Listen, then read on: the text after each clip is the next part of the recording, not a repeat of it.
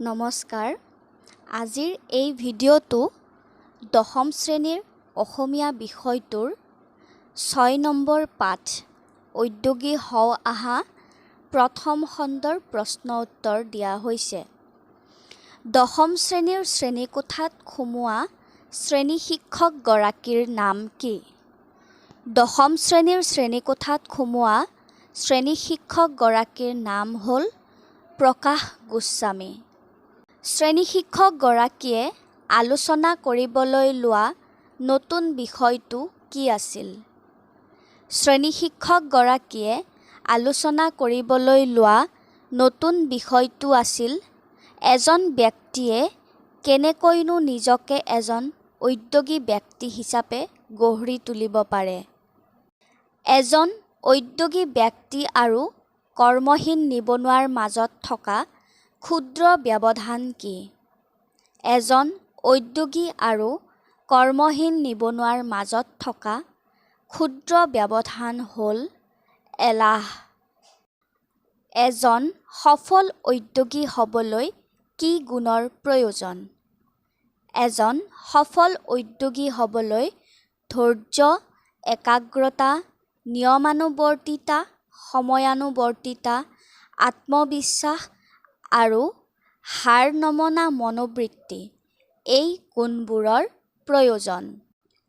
Coca-Cola কোম্পানীৰ বিজ্ঞাপনটোত কোৱা কথাটো কি? কোকা-কোলা কোম্পানীৰ বিজ্ঞাপনটো য'ত কোৱা হয় eat cricket, sleep cricket, dream cricket, drink cricket. Narayana Murthy কোন? নাৰায়ণ মূৰ্তি ভাৰতবৰ্ষৰ তথা বিশ্বৰ এজন সফল উদ্যোগী। তেওঁ ইনফ'চিছ কোম্পানীৰ প্ৰতিষ্ঠাপক আছিল। বিজিতে ছাৰক উদ্যোগী সম্পৰ্কে কি কৈছিল? বিজিতে ছাৰক উদ্যোগী সম্পৰ্কে কৈছিল যে উদ্যোগীসকল হ'ল এনে ব্যক্তি যিয়ে নিজে ব্যৱসায় বা উদ্যোগ আৰম্ভ কৰি কোনো বস্তু বা সেৱা বিক্ৰী কৰি নিজৰ জীৱিকা উলিওৱাৰ লগতে আনকো কৰ্মসংস্থান দিবলৈ সক্ষম হয়। প্ৰথম অৱস্থাত উদ্যোগীয়ে কি কৰিবলৈ সাজু থাকিব লাগিব? প্ৰথম অৱস্থাত এজন উদ্যোগীয়ে জোতা চিলাইৰ পৰা চণ্ডীপাঠ সকলো কৰিবলৈ সাজু থাকিব লাগিব। লগতে সৰুতে চাইকেল শিকাৰ দৰে পৰি উঠিবলৈও সাজু থাকিব লাগিব। টমাছ আলভা এডিছনে ইলেক্ট্ৰিক বাল্ব তৈয়াৰ কৰাত বাৰে বাৰে বিফল হৈ কি কৈছিল? টমাছ আলভা এডিছনে ইলেক্ট্ৰিক বাল্ব তৈয়াৰ কৰাত বাৰে বাৰে বিফল হৈ মন্তব্য কৰিছিল, মই বিফল হোৱা নাই, মাত্ৰ বুজিলো যে 10,000 ধৰণে ই কাম নকৰে। ২ নম্বৰ। চমুকৈ বুজাই লিখা। উদ্যোগী পুৰুষ সিংহৰ সমান, এলেহুৱা কাপুৰুষৰ নিচান। শিক্ষকগৰাকীয়ে কিয় এইদৰে ক'লে বুজাই লিখা। শিক্ষকজনে কোৱা কথাষাৰ অসমীয়াৰ এষাৰ প্ৰবাদ বাক্য যে উদ্যোগী পুৰুষ সিংহৰ সমান, এলেহুৱা কাপুৰুষৰ নিচান। শিক্ষকজনে এই কথাষাৰ কোৱাৰ কাৰণ হ'ল শ্ৰেণীকোঠাত শিক্ষকজনে যিটো বিষয় আলোচনা কৰিব লৈছিল সেই বিষয়টো আছিল এজন ব্যক্তিয়ে কেনেকৈনো নিজকে এজন উদ্যোগী ব্যক্তি হিচাপে গঢ়ি তুলিব পাৰে।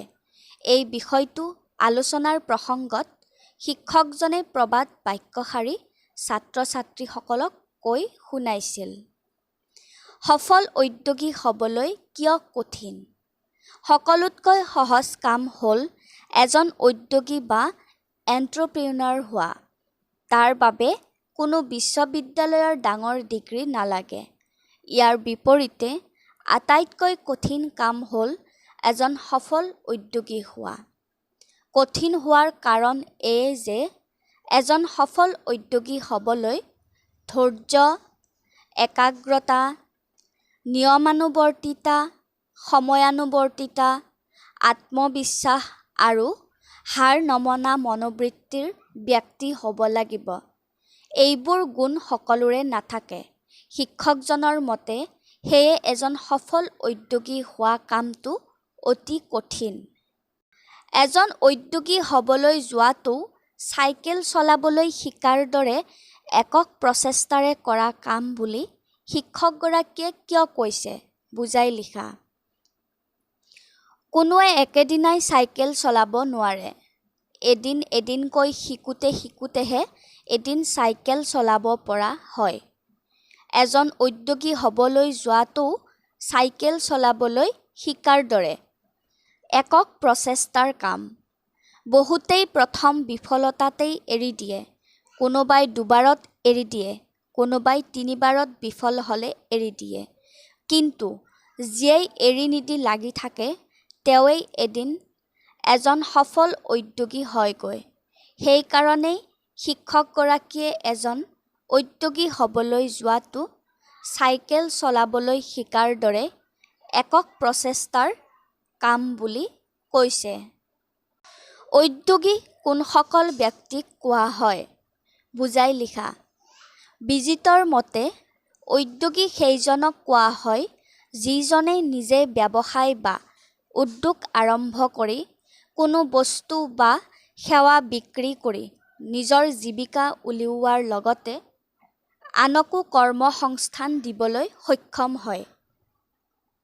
আনহাতে শিক্ষকজনৰ মতে নিজৰ ইচ্ছামতে নিজৰ সময়সূচী ঠিক কৰি নিজৰ উদ্ভাৱনা আৰু কৰ্মশক্তিৰে নিজকে প্ৰতিষ্ঠা কৰা প্ৰতিজন ব্যক্তিয়েই একোজন উদ্যোগী বা এণ্ট্ৰপ্ৰেনাৰ।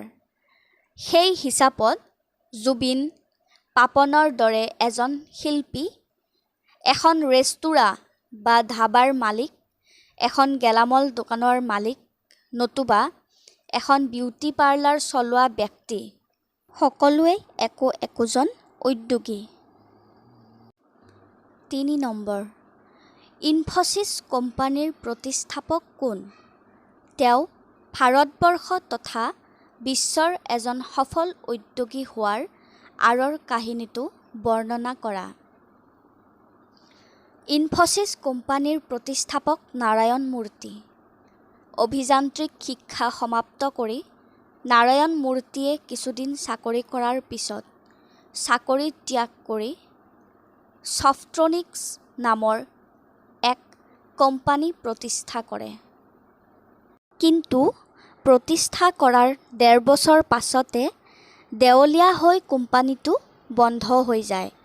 কোম্পানীটো বন্ধ হৈ যোৱাৰ পিছত পুনৰ চাকৰিত যোগদান কৰে যদিও অৱশেষত চাকৰি বাদ দি কেইজনমান বন্ধুৰ লগ লাগি ইনফ'চিছ নামৰ কোম্পানীটো আৰম্ভ কৰে। এই কোম্পানী খুলিবৰ বাবে নাৰায়ণ মূৰ্তিক তেওঁৰ পত্নীয়ে 10,000 টকা নিজৰ সাঁচতীয়া ধনৰ পৰা আগবঢ়াই দিয়ে।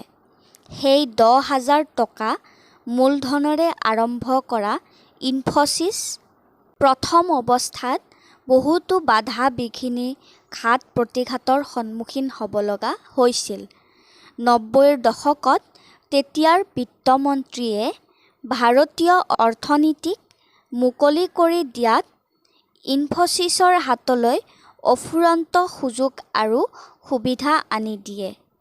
ধৈৰ্য আৰু একাগ্ৰতাৰে সুযোগৰ অপেক্ষাত থাকি সময়ৰ শৰ সময়ত মৰা বাবে আজি নাৰায়ণ মূৰ্তি বিশ্বৰ ভিতৰত এজন সফল উদ্যোগী হ'ব পাৰিছে। ইয়াৰ পৰৱৰ্তী অংশটো চাবৰ বাবে মোৰ চেনেলটো ছাবস্ক্ৰাইব কৰি থবা লগতে ওচৰতে থকা বেল আইকনটো ক্লিক কৰি দিবা। ধন্যবাদ।